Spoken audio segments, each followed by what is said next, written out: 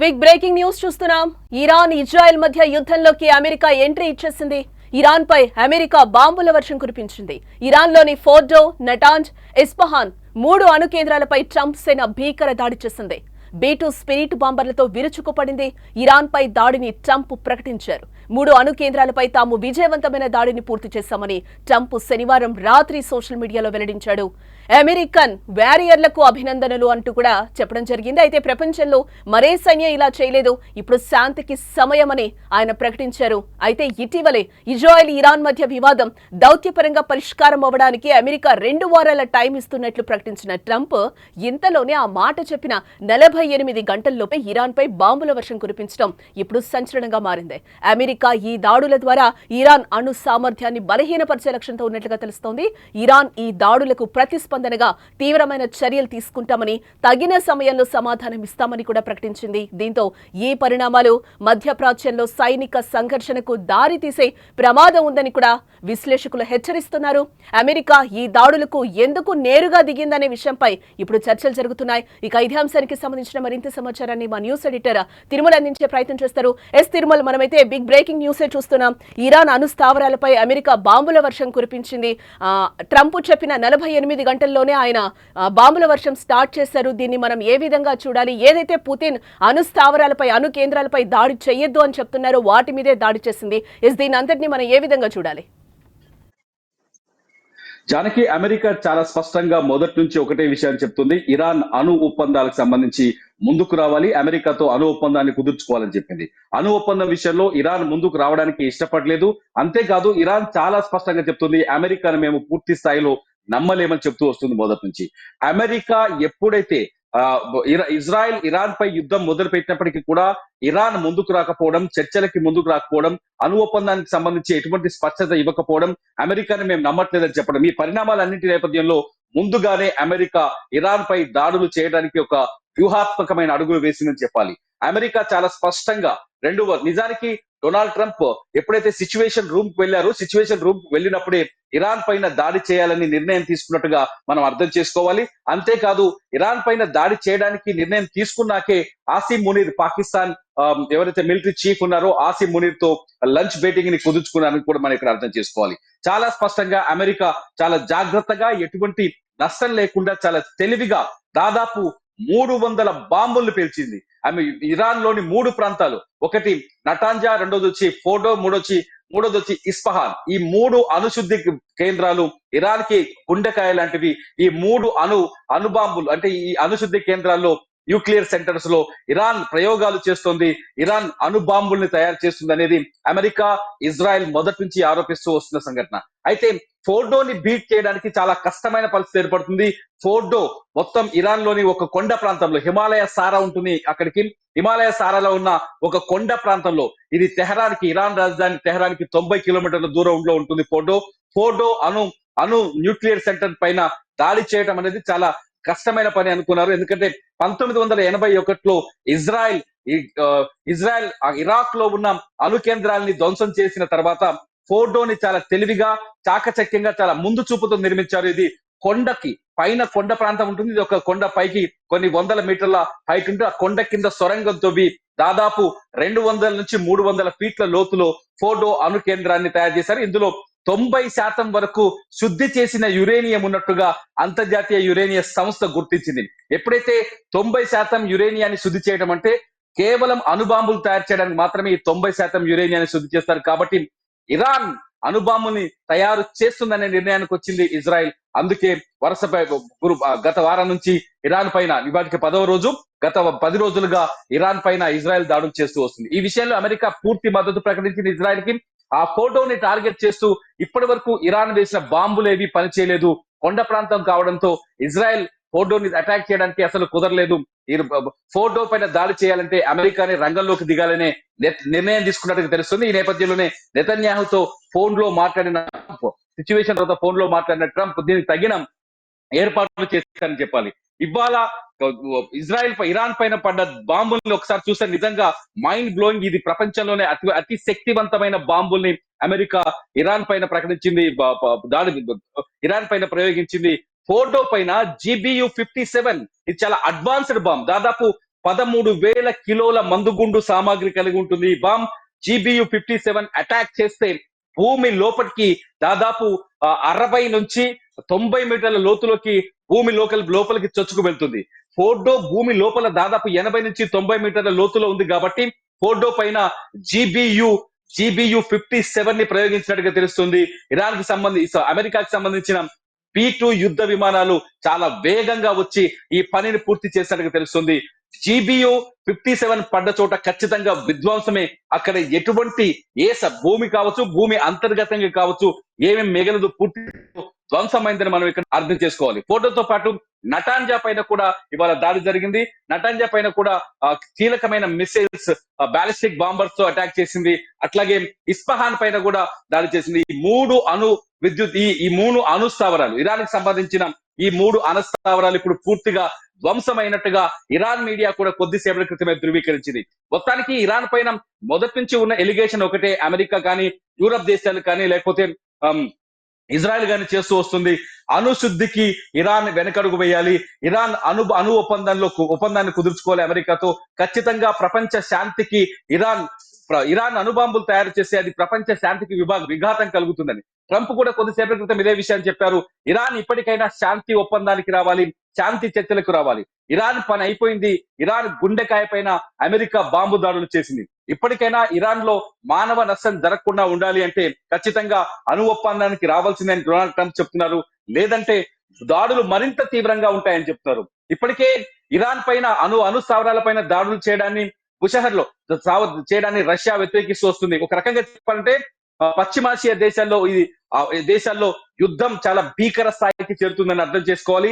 America ఎంట్రీతో ఈ యుద్ధం ఊహించని మలుపు తిరుగుతుందని అర్థం చేసుకోవాలి. అమెరికా ఇరాన్ అణుస్థావరాల పైన దాడులు చేస్తామని నిర్ణయం తీసుకుంటే ఇరాన్ ని కాపాడడానికి మేము ముందుకు వస్తామని రష్యా ప్రకటించింది. నిన్న పుతిన్ చాలా స్పష్టంగా చెప్పారు, ఇరాన్ కి అణుబాంబులు తయారు చేసుకునే స్వేచ్ఛ లేదా అని. అమెరికాని చాలా గట్టిగా ప్రశ్నిస్తున్నారు పుతిన్. ఇప్పటికే రష్యా ఉక్రెయిన్ యుద్ధంలో అమెరికా ఉక్రెయిన్ వైపు నిలబడిందని, నాటో దేశాలు ఉక్రెయిన్ వైపు నిలబడ్డాయని, యూరప్ దేశాలు ఉక్రెయిన్ కి సహకారం చేస్తాయని కోపంతో ఉంది రష్యా. ఇప్పుడు ఇరాన్ పైన కూడా అటువంటి బలవంతపు దాడులు చేయడం, బలవంతంగా ఇరాన్ పైన అటాక్ చేసే ప్రయత్నం చేయడం, ఇరాక్ ని లొంగ తీసుకునే ప్రయత్నం చేయడం చూస్తుంటే అమెరికాకు వ్యతిరేకంగా బలంగా వాయిస్ వినిపించేందుకు రష్యా ముందుకు వచ్చే అవకాశం చాలా స్పష్టంగా కనిపిస్తుంది. ఒక రకంగా చెప్పాలి అంటే ఇప్పటికే రష్యాకు మద్దతుగా నార్త్ కొరియా ఉంది, రష్యాకు మద్దతుగా ఇతర ముస్లిం దేశాలు వస్తున్నాయి. ఇరాన్ కి మద్దతు ఇచ్చేందుకు చైనా బాంబర్లను పంపిస్తుంది. ఖమేనీ కూడా ఈ యుద్ధాన్ని కూడా ఫస్ట్ నుంచి కూడా ఎదుర్కొంటూ వస్తున్న పరిస్థితి కనిపిస్తుంది. పుతిన్ కూడా అణుస్థావరాలు ఏవైతే ఉన్నాయో వాటి మీద యుద్ధం చేయొద్దు అని చెప్పి కూడా ట్రంప్ కి చెప్పిన పరిస్థితి అయితే కనిపిస్తుంది. అప్పుడు ట్రంప్ కూడా వెటకారంగా గతంలో మాట్లాడిన పరిస్థితి, పుతిన్ కూడా ఉక్రెయిన్ పరిస్థితి చూసుకో, ఫస్ట్ నీ పన్ను చూసుకో అన్నట్టు కూడా మాట్లాడిన పరిస్థితి. అంటే ఈ రోజు అణుస్థావరాలపై అటాక్ చేసింది ట్రంప్ సేన కాబట్టి ఈ రోజు రష్యా ఏమైనా మాట్లాడే పరిస్థితులు కనిపిస్తాయని అనుకోవచ్చుంటారు వీటికి సంబంధించి. కానీ ఇప్పుడు ఇటువంటి పరిస్థితుల్లో చాలా స్పష్టంగా యుద్ధరంగ నిపుణులు ఒక విషయాన్ని చెప్తున్నారు. ముందు ఇరాన్ ఖచ్చితంగా రిటాలియేషన్ కి దిగుతుంది, అమెరికా పైన ఖచ్చితంగా దాడులు చేసే ప్రయత్నం చేస్తుంది, ఇరాన్ ప్రతీకార చర్యకు దిగే అవకాశం కనిపిస్తుందని చెప్తారు. కానీ అమెరికా చాలా తెలివిగా ఇరాన్ కు దగ్గరలో ఉన్న అమెరికా సైనిక స్థావరాలని ఖాళీ చేసింది. ఖతార్ కావచ్చు, సౌదీ కావచ్చు, లేకపోతే ఇరాక్ కావచ్చు, ఈ మొత్తం దాదాపు 8 సైనిక స్థావరాలుగా అమెరికాకు ఇరాన్ కు దగ్గరగా ఈ స్థావరాలన్నింటినీ ఇప్పటికే అమెరికా ఖాళీ చేసింది. ఒకవేళ ఇరాన్ రిటాలియేషన్ కి దిగినా, ప్రతీకార దాడికి దిగిన అమెరికా ఎటువంటి ఇబ్బందులకు గురి కాకుండా ఉండేందుకు ముందుగానే చర్యలు తీసుకుంది. At the same time Pakistan ఖచ్చితంగా ఇరాన్ కు వెన్నుపోటు పొడిచిందని చెప్పాలి. పాకిస్తాన్ నిన్నటి వరకు ఇరాన్ తో ఉంది. ఎప్పుడైతే భారత్ పాకిస్తాన్ పైన యుద్ధాన్ని ప్రకటించిందో, భారత్ ఆపరేషన్ సింధూర్ లో భాగంగా పాకిస్తాన్ పైన అటాక్ చేసిందో, ఆ సమయంలో ఇరాక్ బేషరతుగా పాకిస్తాన్ కి మద్దతు ప్రకటించింది. అవసరమైతే పాకిస్తాన్ కోసం రంగంలోకి దిగుతామని చెప్తుంది. ఇప్పటికే ఇరాక్ పాకిస్తాన్ లోని బలూచిస్తాన్ ఏరియాలో ఏదైతే తిరుగుబాటు జరుగుతుందో తిరుగుబాటుకి ఇరాన్ తన సైన్యాన్ని పంపిస్తుంది, సహకారం చేస్తుంది. అటువంటి పాకిస్తాన్ వెన్నుపోటు పొడిచింది వాళ్ళ ఇరాన్ ని. ఇరాన్ వెన్నుపోటు నిజంగా చెప్పాలి అంటే మధ్యప్రాచ్య దేశాల్లో సౌదీ కావచ్చు, లేకపోతే ఇతర దేశాలు కావచ్చు, ఇరాన్ కి ఎవరు ఇప్పటికిప్పుడు మద్దతు ప్రకటించే పరిస్థితి కనిపించట్లేదు. ఒకవేళ రష్యా దీనిపైన మాట్లాడినప్పటికీ కూడా ఇప్పటికిప్పుడు మద్దతు ప్రకటించే అవకాశం అయితే కనిపించట్లేదు. ఎందుకంటే రష్యా ఇరాన్ కి మద్దతు ఇవ్వడం వల్ల రష్యా అనుకూల దేశాలు కావచ్చు, ఇతర దేశాలు కావచ్చు, ఇరాన్ కి ఆర్థికంగా కావచ్చు, మిలిటరీ పరంగా కావచ్చు సహాయం అందించే అవకాశం మాత్రమే ఉంటుంది. ఇప్పటికప్పుడు అయితే ఇరాన్ ఇప్పుడు రిటాలియేషన్ తీసుకునే శక్తి ఉందా? కొద్దిసేపటి క్రితమే ఖమేనీ స్టేట్మెంట్ కూడా వచ్చింది. ఖమేనీ చాలా స్పష్టంగా చెప్తున్నాడు, అమెరికా దీనికి బదులు తీసుకుంటాం, అమెరికా పైన ఖచ్చితంగా ప్రతీకారాన్ని తీసుకుంటామని చెప్తున్నారు. ఈ పరిస్థితులు అంటే యుద్ధం మరింత పెరిగే అవకాశం అయితే కనిపిస్తోంది. పాకిస్తాన్ సహకారం అందిన తర్వాతనే అమెరికా ఇరాన్ పైన దాడులు చేస్తున్నట్టుగా ఇక్కడ స్పష్టంగా అర్థమవుతుంది. పాకిస్తాన్ డబుల్ గేమ్ లో భాగంగా ఇరాన్ బలైపోయినట్టుగా చాలా స్పష్టంగా ఇక్కడ మనం అర్థం చేసుకోవచ్చు. దానికి మొత్తానికైతే ఈ యుద్ధం ట్రంప్ ఈ యుద్ధంలోకి దిగడం వల్ల చాలా ప్రమాదకర పరిస్థితులు ఏర్పడే అవకాశాలు ఉన్నాయి. ఇప్పుడు ఎందుకంటే ఇది మూడో ప్రపంచ యుద్ధం వైపు దారి తీసే అవకాశం ఉందని చెప్తూ ఇప్పటికే ఎక్స్పర్ట్స్ చాలా స్పష్టంగా చెప్తున్నారు. ఒకవేళ అమెరికా ఇరాన్ పైన దాడులకు దిగితే అమెరికాని ఎదుర్కోవడానికి మేము చాలా మంది ఉన్నామంటూ నార్త్ కొరియా కూడా ప్రకటించింది. చైనా కూడా ప్రకటిస్తోంది. ఇరాన్ సార్వభౌమాధికారాన్ని కాపాడడానికి, ఇరాన్ అస్తిత్వాన్ని కాపాడడానికి మేము సహకరిస్తామని చెప్పేసి రష్యా కూడా పూర్తి స్థాయిలో ఇవాళ మద్దతు ప్రకటించే అవకాశం ఉందని చెప్పొచ్చు. ఎందుకంటే మధ్యప్రాచ్య దేశంలో కొనసాగుతున్న ఉద్రిక్తతల నేపథ్యంలో రష్యా ఖచ్చితంగా ఇరాన్ కి మద్దతు ఇచ్చే అవకాశం కనిపిస్తోంది. ఇటు చైనా కూడా పూర్తి స్థాయిలో మద్దతు ఇచ్చే అవకాశం కనిపిస్తోంది. ఒక రకంగా చూడాలి అంటే మిడిల్ ఈస్ట్ లో చాలా భయంకరమైన సిచ్యువేషన్ అయితే కనిపిస్తుంది. చూడాలి ఒకసారి ఏం జరగబోతుంది అనేది. డొనాల్డ్ ట్రంప్ ఇప్పటికే చాలా స్పష్టంగా చెప్పారు, ఇరాన్ లొంగిపోవాలి అని. ఇరాన్ మాత్రం చాలా స్పష్టంగా చెప్తుంది, ఎట్టి పరిస్థితుల్లో అమెరికా పైన ప్రతీకారం తీసుకుంటామని. ఇంకొక విషయం ఏంటంటే ఇక్కడ ఇరాన్ కి హౌతీస్ ఎవరైతే హౌతీస్ ఉన్నారో, యమన్ హౌతీస్, వీళ్ళు పూర్తి మద్దతు ప్రకటించారు. ఇరాన్ ఒకవేళ యుద్ధంలోకి దిగితే ఇరాన్ పైన అమెరికా దాడులు చేసింది కాబట్టి అమెరికా పైన మేము ప్రతీకారం తీర్చుకుంటామని హౌతీస్ కొద్దిసేపటి క్రితమే ప్రకటించారు. హౌతీస్ ఏదైతే ప్రపంచ దేశాలకి ఆయిల్ ఎగుమతి అవుతుందో, ఆయిల్ తీసుకొచ్చే షిప్స్ పైన నావల పైన దాడి చేసే అవకాశం కనిపిస్తుంది. కమర్షియల్ నావల్ కావచ్చు, లేకపోతే మిగతా నావల్ కావచ్చు, ఈ ఓడల పైన దాడులు చేసేందుకు హౌతీస్ సిద్ధమవుతున్నట్టుగా తెలుస్తుంది. హౌతీస్ ఇప్పటికే ప్రకటించారు, మేము అమెరికా ఓడల్ని టార్గెట్ చేస్తాం, అమెరికా బిజినెస్ ఆర్థిక మూలాలపైన దెబ్బ కొట్టే ప్రయత్నం చేస్తామని.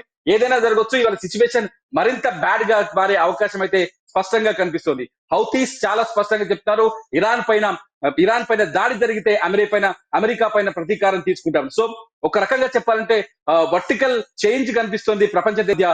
రష్యా ఒకవైపు, ఇరాన్ అమెరికా ఒకవైపు, మొత్తానికైతే ఒక వర్టికల్ చేంజ్ అయితే డిఫరెన్స్ అయితే కనిపిస్తుంది. చూడాలి ఈ ఉద్రిక్త పరిస్థితులు ఎలా సద్దుమణుగుతాయో. అర్థం కాని సిచ్యువేషన్ అని చెప్పాలి.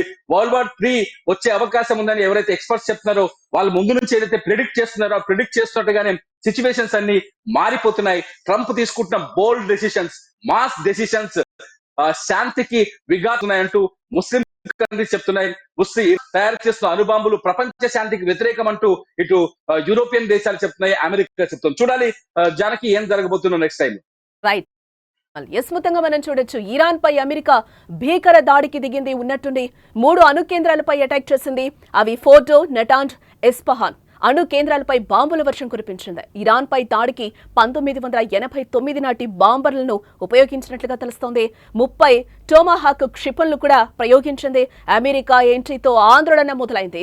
మరో వరల్డ్ వార్ దిశగా పరిస్థితులు మారబోతున్నాయా అంటే విశ్లేషకులు అవుననే చెప్తున్నారు. ఇరాన్ ఇజ్రాయెల్ మధ్య యుద్ధంలోకి అమెరికా ఎంట్రీ ఇచ్చేసింది.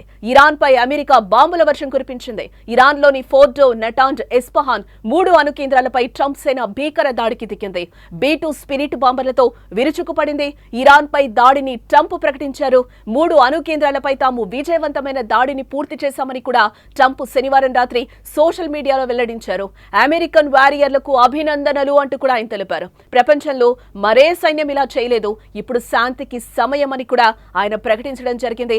అయితే ఇటీవలే ఇజ్రాయెల్, ఇరాన్ మధ్య వివాదం దౌత్యపరంగా పరిష్కారం అవ్వడానికి అమెరికా 2 వారాల టైం ఇస్తున్నట్లుగా ప్రకటించిన ట్రంప్ అంతలోనే ఆ మాట చెప్పిన 48 గంటల్లోపే ఇరాన్ పై బాంబుల వర్షం కురిపించడం ఇప్పుడు సంచలనంగా మారిందని చెప్పుకోవచ్చు. అమెరికా ఈ దాడుల ద్వారా ఇరాన్ అణు సామర్థ్యాన్ని బలహీనపరిచే లక్ష్యంతో ఉన్నట్లుగా తెలుస్తోంది. ఇరాన్ ఈ దాడులకు ప్రతిస్పందనగా తీవ్రమైన చర్యలు తీసుకుంటామని, తగిన సమయంలో సమాధానం ఇస్తామని కూడా ప్రకటించింది. దీంతో ఈ పరిణామాలు మధ్యప్రాచ్యంలో సైనిక సంఘర్షణకు దారితీసే ప్రమాదం ఉందని కూడా విశ్లేషకులు హెచ్చరిస్తున్న పరిస్థితి. అమెరికా ఈ దాడులకు ఎందుకు నేరుగా దిగిందనే విషయంపై ఇంకా చర్చలు జరుగుతూనే ఉన్నాయి. Everybody heard those names for years as they built this horribly destructive enterprise. Our objective was the destruction of Iran's nuclear enrichment capacity and a stop to the nuclear threat posed by the world's #1 state sponsor of terror. Tonight I can report to the world that the strikes were a spectacular military success. Iran's key nuclear enrichment facilities have been completely and totally obliterated. Iran, the bully of the Middle East, must now make peace. If they do not, future attacks will be far greater and a lot easier. For 40 years, Iran has been saying death to America, death to Israel. They have been killing our people, blowing off their arms, blowing off their legs with roadside bombs. That was their specialty. We lost over 1,000 people, and hundreds of thousands throughout the Middle East and around the world have died as a direct result of their hate. In particular, so many were killed by their general, Qasem Soleimani. I decided a long time ago that I would not let this happen. It will not continue. I want to thank and congratulate Prime Minister Bibi Netanyahu. We worked as a team like perhaps no team has ever worked before. And we've gone a long way to erasing this horrible threat to Israel. I want to thank the Israeli military for the wonderful job they've done. And most importantly, I want to congratulate the great American patriots who flew those magnificent machines tonight, and all of the United States military on an operation the likes of which the world has not seen in many, many decades.